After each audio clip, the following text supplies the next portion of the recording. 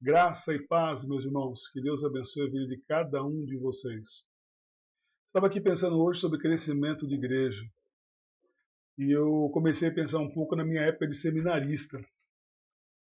Porque no meu primeiro ano eu já comecei a ter experiências já com a igreja. Mesmo vindo da renovação carismática, a qual eu tive contato ali com a igreja católica, os movimentos da igreja católica.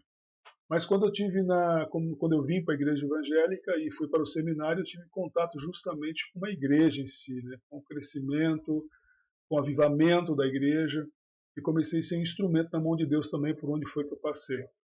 Mas uma coisa me chamou muita atenção em tudo isso. No meu primeiro ano, eu tive a graça de fazer minha escala de férias ali em Piabiru durante 20 dias. E foi muito gratificante a experiência que eu tive ali em Piabiru. Porque durante 20 dias eu fiz muitas visitas. Lembro que é o campo do pastor Lauro, né? Uma das congregações do pastor Lauro, e quem administrava aquela congregação juntamente com Araruna era o pastor Luciano André Adriano, tomava conta naquela época dessas duas congregações, né? Nesse caso. E foi muito boa a experiência, porque o pastor Luciano chega para a gente, traz a lista, né, de membros da igreja e fala, tem que visitar todos. E era mais ou menos por volta aí de umas 200 pessoas para visitar, né?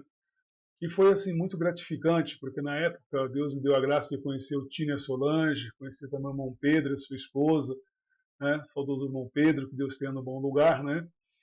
E foi muito bom a experiência de 20 dias ali, ver o cuidado de Deus, o trabalho de Deus, o aprendizado que Deus me deu em cada visita, em cada momento, para aconselhamento, cada situação vivenciada, cada oração realizada, enfim, foi muito gostoso esse trabalho e o que eu gostei mais foi justamente isso, que quando chega no final dos 20 dias ali, com culto praticamente de terça a domingo, só folgava praticamente aí na segunda-feira, né, como pediram para a gente fazer naquela época, mas assim, folgava dos cultos, não pregava à noite.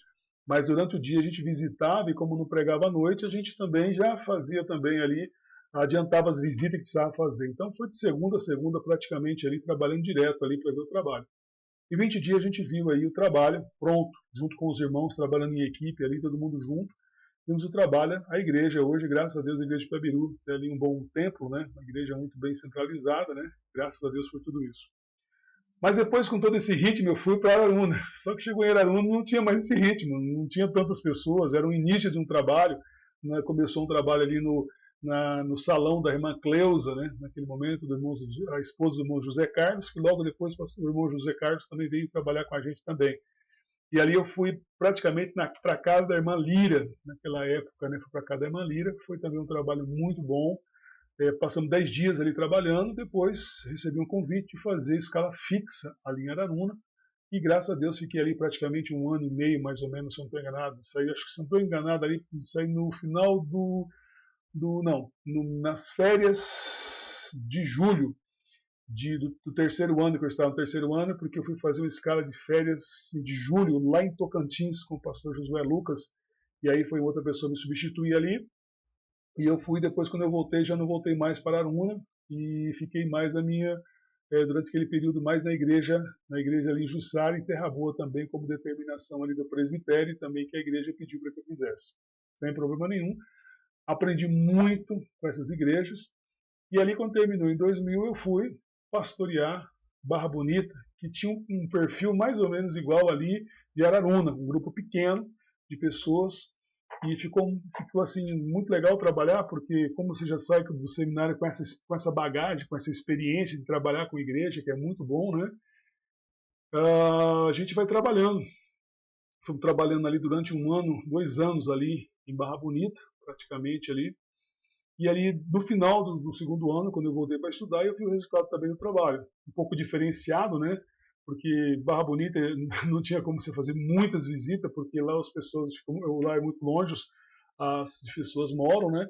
E tinha que fazer, vamos pensar assim, visita agendada, e aí nós criamos a estratégia, que nós aprendemos no seminário, de ter um gabinete pastoral pelo menos uma vez por semana. Então é assim que a gente fazia. Então, uma vez por semana tinha um gabinete pastoral, e os cultos, como era um no meio da semana, né?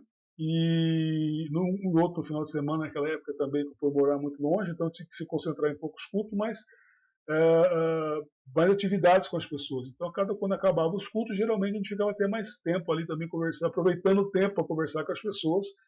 E durante a semana, quando havia alguma emergência, alguma coisa, as pessoas vinham até a igreja, mas dificilmente dava muita visita. Mas assim mesmo eu vivi esse avivamento de cura de igreja e vi também ali o mover de Deus em tudo isso. Depois vim para Jussara, fiz aí, vamos pensar assim, durante 6 anos, trabalhei na área pública para custear o meu estudo, a minha faculdade naquela época. Foi um processo assim que Deus me deixou me relacionando com pessoas, mas de modo diferente. Aprendi muito com essas pessoas, mas ao mesmo tempo também servi a Deus também como professor no seminário, como sirvo até hoje, né, no seminário. Mas uma coisa me chamou a atenção em tudo isso. No decorrer do final da minha faculdade, eu assumi Tapejara, onde eu fiquei mais 10 anos, e junto ali com o pastor Júnior, que chegou depois também para nos estar auxiliando, né, fazendo um bom trabalho ali em Tapejara, graças a Deus por isso, né. E o que eu aprendi com tudo isso? Mesmo Tapejara, com tudo isso? Que existe momento que a igreja cresce, mas tem momento também que a igreja decresce. E quando a igreja cresce, nós ficamos até meio eufóricos, né? Continuamos trabalhando, visitando, fazendo, mas quando a igreja parece que cai, né? A gente fica meio frustrado, fica decepcionado. E quando você chega no final do ano para contar o número de membros, nós ficamos assim sem saber. Poxa, trabalhamos tanto, fizemos tanto, parece que não deu tanto resultado. Então, quer queira que não, isso traz um pouco de decepção, um pouco de frustração, um pouco de angústia, um pouco de tristeza. E também tem muitos pastores hoje desanimando, a qual trabalho com alguns deles aqui na cidade, mesmo de outras regiões, nos procura aí para a gente estar conversando. E a gente vai partilhando e entendendo essa mesma angústia dos pastores em si. Qual o método hoje para fazer uma igreja crescer e manter essa igreja crescendo? Então, essa é uma dificuldade muito grande que eu também enfrentei, como todos vocês enfrentam, e cada um de nós enfrentamos no nosso dia a dia. Mas, buscando ao Senhor, em uma das minhas conversas com Deus sobre isso, as minhas angústias, eu tive a graça de parar para pensar nesse texto que eu quero trabalhar com vocês. Está aqui no Evangelho de João, capítulo 15, versículos de 1 a 3. Olha que coisa interessante nesse texto. Eu sou a videira verdadeira e meu pai é o agricultor. Todo ramo que estando em mim não der fruto, ele corta. E todo o que dá fruto, limpa, para que produza mais fruto ainda. Versículo 3. Vós estáis limpos pela palavra que vos tenho falado. Esse texto mudou a minha vida com relação à concepção de crescimento de igreja. De coração mesmo. Porque dá uma olhada para você perceber nesse texto aqui. Eu sou a videira verdadeira. Então quem é a videira? É Jesus. E aí nós temos que entender que Jesus está falando para os discípulos. E aí nós vamos perceber que quando você estuda o Evangelho de João, você vai perceber que existia esse mesmo fator na vida de Jesus. Estude para você ver. Existia um momento que Jesus estava cercado de uma multidão de gente, mas tinha pessoas que quando Jesus começava a pregar a palavra em si, você vai perceber que as pessoas não queriam andar mais com Jesus. E ficava somente aquele grupo pequeno, a qual depois desse grupo preparado, Jesus conseguiu atingir não só Jerusalém, mas como todo mundo que nós conhecemos até hoje. O impacto do Evangelho na vida daqueles discípulos. Mas o que eu quero? Por que eu estou dizendo isso para você? Porque a primeira coisa que está bem claro que eu sou a videira verdadeira. Então, quem é a videira é Jesus. E Jesus Cristo está vivo. Então, veja, quem é responsável por manter a vida nesta igreja continua sendo Jesus. Isso tem que se ficar bem claro. E aí, para mim, ficou bem claro por quê? Porque eu deixei de ser, entre aspas, o líder para ser servo. A gente tem que ser servo. Porque não tem onde correr. Nós não temos um controle sobre um crescimento ou um descrescimento da igreja, segundo esse texto. Mas Jesus é que dá vida. Jesus é que mantém a sua igreja viva, porque ele está vivo. E nós somos somente servos. Como diz Lucas às vezes, né? Servos inúteis que só fazemos o que temos que fazer. Mas olha que coisa interessante nesse texto, essa parceria, né? E meu pai é o agricultor. Então nós temos alguém aí que vai zelar pela igreja. Você percebe? Então Jesus é a videira, mas o Pai é o agricultor. E o texto diz o seguinte, ó, todo ramo que estando em mim não der fruto, ele corta. Olha que coisa interessante esse texto, irmão. Então quem é que corta? É Deus. Você percebe esse trabalho na unidade? Né? O Pai, o Filho e o Espírito Santo trabalham em unidade dentro da igreja. Então, se Jesus é o cabeça, veja, juntamente com o Pai, o Filho e o Espírito Santo, ele é um. Então, se ele é um, automaticamente você vai perceber o seguinte, olha, todo ramo que estando em mim não der fruto, ele corta. Então, aqui entra o seguinte, não adianta eu querer segurar a pessoa dentro da igreja, ou correr atrás, fazer o que for, se a pessoa estiver ligada à videira e ele não produzir fruto, meu amigo, o próprio Deus está falando que vai cortar. Agora, como é que nós vamos evitar isso? Entende o que eu quero dizer para você? Porque está dizendo que ele vai fazer. Então tem que ficar bem claro para mim e para você esse fator aqui nesse texto, que Jesus, o próprio Deus, ele limpa. Ele limpa. E esse dar fruto tem tido várias interpretações, tem lido já vários livros, dependendo das suas linhas teológicas, mas o que eu percebo bem claro é o que a própria Bíblia diz com relação a isso, né? Como João Batista disse, né? Produzir frutos, né? Digno de arrependimento. Então significa o quê? Que o fruto que uma pessoa produz é digno da relação que ele tem com Cristo. Então, se ele estiver ligado à videira, e assim que eu entendo, o comportamento dele tem que ser semelhante àquele que ele está ligado, como diz o próprio Paulo em Romanos, né? A quem você escolher servir, desse você serve. Então, se você serve a Cristo, então Cristo vai operar na sua vida, e esse manifestar de Jesus na nossa vida nos traz o quê? A segurança para que possamos viver uma vida com tranquilidade. E eu me lembro bem claro, se nós pegarmos esse texto aqui, você vai perceber que Jesus escolhe 12 e desses 12, um ainda não fica. Você vai perceber que foi Judas. Por quê? Porque durante 3 anos, você vai perceber que Judas só queria o quê? Ele queria fazer para Deus, mas não servir a Deus. Dá para a gente pensar um pouco por esse ângulo, tá? Mas vamos continuar o texto. Olha o que ele diz. E todo que dá fruto, ele limpa para que produza mais fruto ainda. Olha que coisa interessante. Então, Deus, ele corta e ele limpa. Você percebe? Agora, o versículo 3 é que mostra como é que Deus faz isso. Vós já estáis limpo pela palavra que vos tenho falado. Olha que coisa interessante. Então, o que controla o crescimento e o decrescimento da igreja é a palavra pregada. Entende isso? O ensinamento e a pregação da palavra faz com que a igreja cresça, mas também faz com que a igreja também decresça. Então, veja como é que Deus controla o crescimento da igreja. É pela pregação e pelo ensino da palavra. Então, quanto mais o pastor, quanto mais a gente pregar a palavra, nós temos que entender que o efeito dela, ora vai ser crescimento, mas o efeito dela também vai ser decrescimento. E isso nós não vamos conseguir controlar. Por isso que uma das coisas que eu acho interessante, aplicando para a minha vida, ainda como pastor, e para nós como pastores, tem algumas coisas que nós temos que entender. Primeiro, somos servos, somente isso. Acho que a primeira coisa que dá para aplicar nesse texto é que nós somos servos. Porque se Jesus é a videira e o Pai é o agricultor, aí eu vou para Paulo lá em Coríntios, né? Nós somos colaboradores, então passamos a ser servos. Então somos servos do Deus Criador de todas as coisas, do seu Filho, que não somente ele salva e resgata, mas também dá a vida para que as pessoas que estejam ligadas a ele permaneçam vivas. Então a vida que nós temos pertence a ele. Então somos servos colaboradores de Deus, a primeira coisa. A segunda coisa que nós podemos utilizar nesse texto também, podemos aplicar para nós, né, é o princípio de Abraão, interceder pela igreja. Esse papel nosso é constante. Né? Sabendo que Deus vai fazer essa limpeza, nós temos que pedir para Deus a misericórdia dele sobre a igreja em si todos os dias.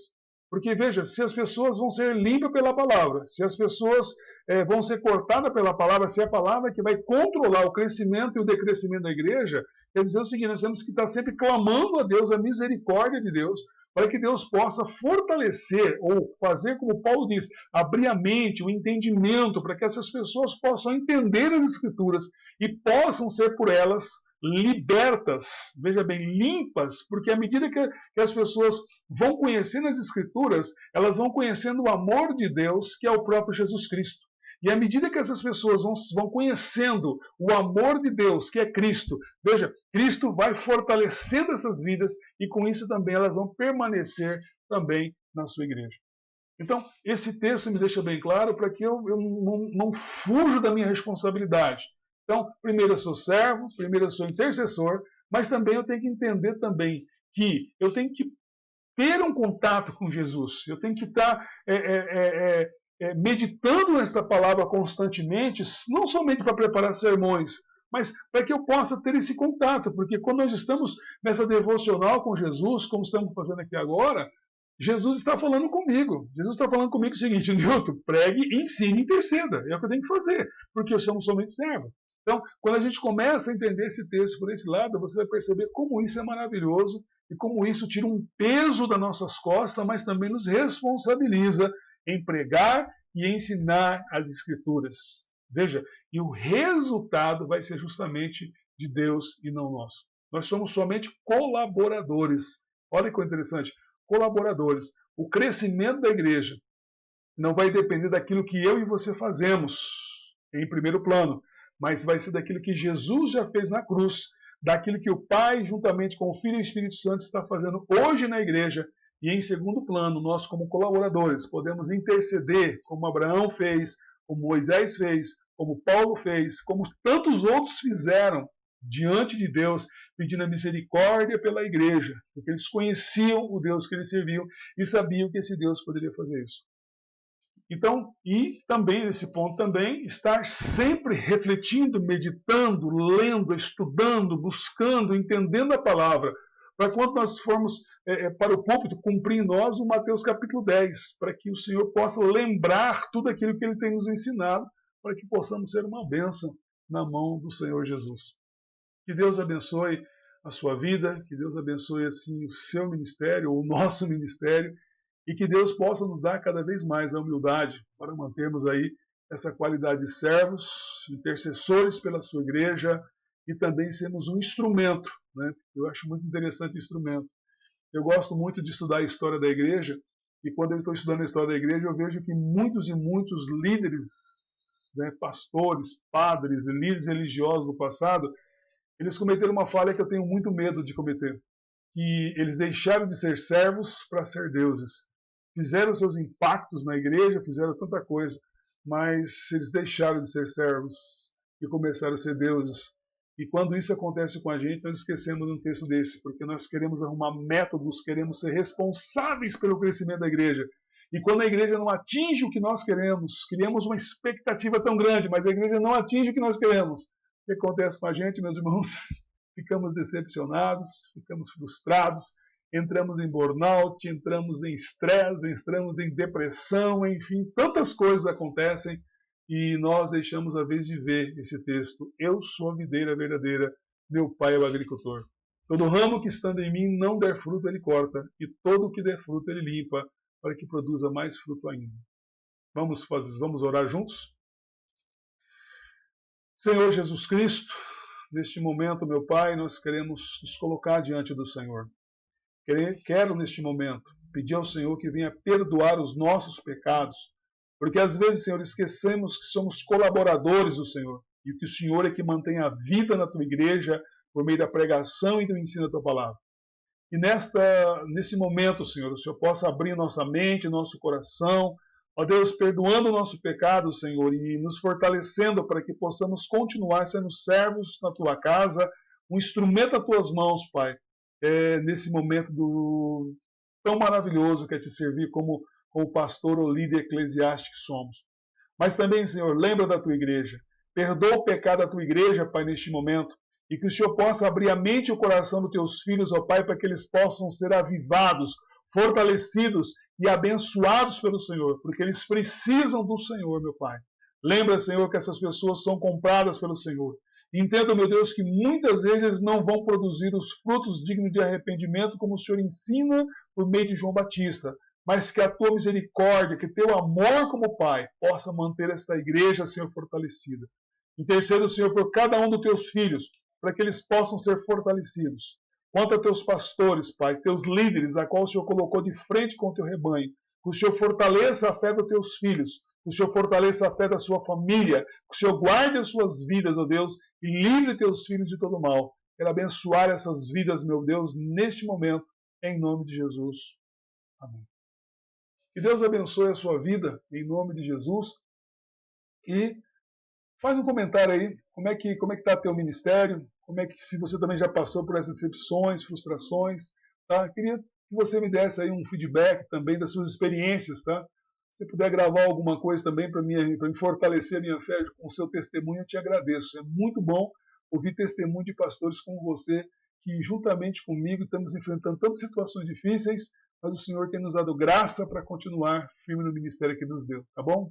Grava alguma coisa, seja por voz, seja por vídeo, e manda para a gente também, tá bom? Partilhe um pouco a sua experiência, vai nos fortalecer bastante.